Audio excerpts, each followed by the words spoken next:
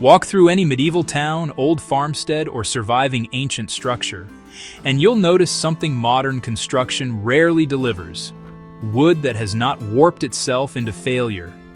Beams still straight, boards still tight, doors that close centuries later without force.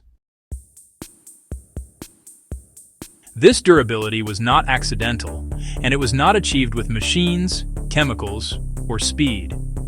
It came from a quiet process our ancestors trusted more than any shortcut available today: air drying. Not as a romantic tradition, but as a logical response to how wood actually behaves.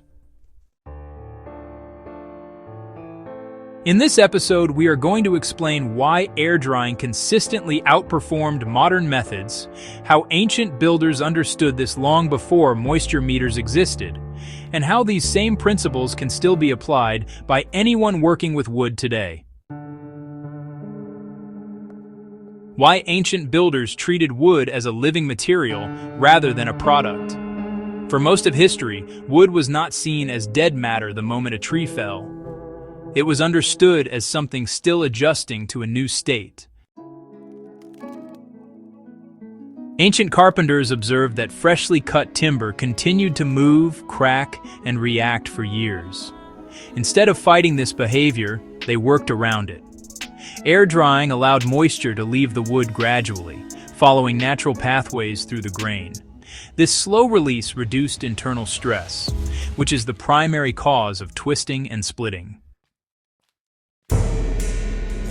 Modern kiln drying forces moisture out quickly using heat and controlled humidity. While efficient, this speed creates tension inside the wood fibers. Ancient builders noticed that rushed wood failed more often, even if it appeared dry on the surface. Their solution was patience, because patience aligned with the material's nature.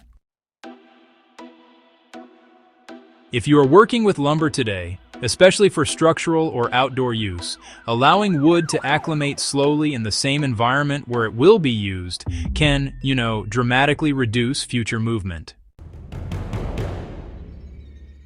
How air drying preserves structural strength instead of sacrificing it. One of the least discussed consequences of modern drying methods is strength loss. Rapid drying can collapse cell walls inside the wood, especially in dense species like oak or elm. This weakens the internal structure even if the board looks flawless. Air drying avoids this collapse by allowing moisture to migrate evenly from the core outward. Historical evidence is, clear in surviving beams that still carry loads centuries later. These timbers were often air dried for years before being installed. The result was wood that honestly retained elasticity and compression strength. A practical application is simple. When preparing beams or posts, stack them with spacers, keep them shaded, and protect them from rain. Also, allow airflow on all sides. Even partial air drying before the final shaping step will actually improve long-term performance. Now, why does slow drying reduce rot and insect damage over time? Well, it might seem a bit counterintuitive, but air-dried wood often resists decay better than kiln-dried wood. The reason really lies in chemistry. Slow drying lets sugars and starches redistribute and in some cases even break down naturally. Rapid drying traps these nutrients inside the wood, making it pretty attractive to insects and fungi once moisture returns. Ancient builders did not know the chemical terms, but they saw the results. Structures built with patiently dried wood lasted longer and, honestly, required fewer repairs.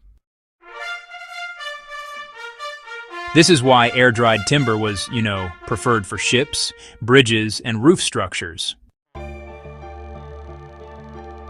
Today, allowing wood to dry slowly before sealing or installing it can significantly reduce long-term biological damage, especially in humid climates.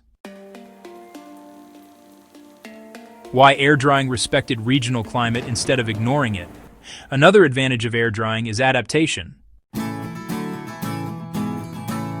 Wood dried in the same climate where it would be used naturally adjusted to local humidity. Ancient builders understood this intuitively. Timber dried in coastal regions behaved differently from timber dried inland, and they accounted for that.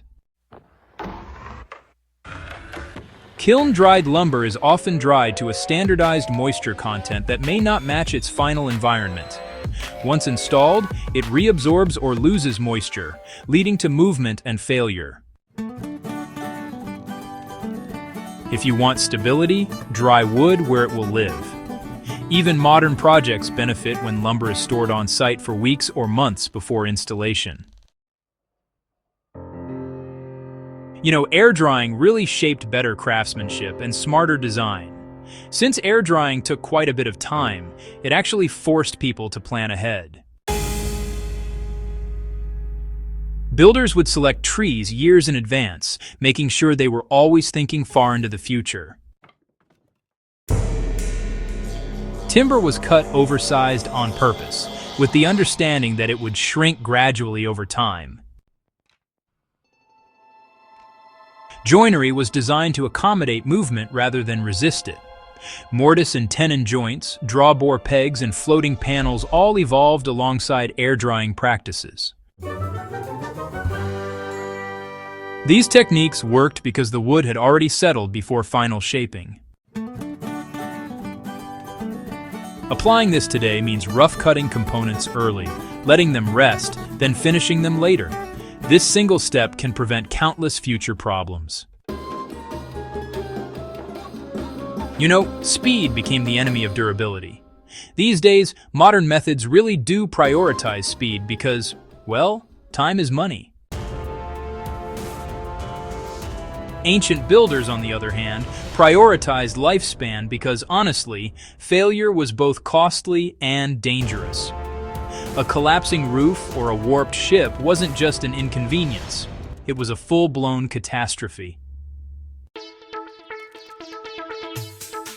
Air drying, interestingly enough, aligned perfectly with this reality. This does not mean rejecting modern tools entirely, but it does mean recognizing where speed undermines reliability. When durability matters, time is part of the construction process, not an obstacle.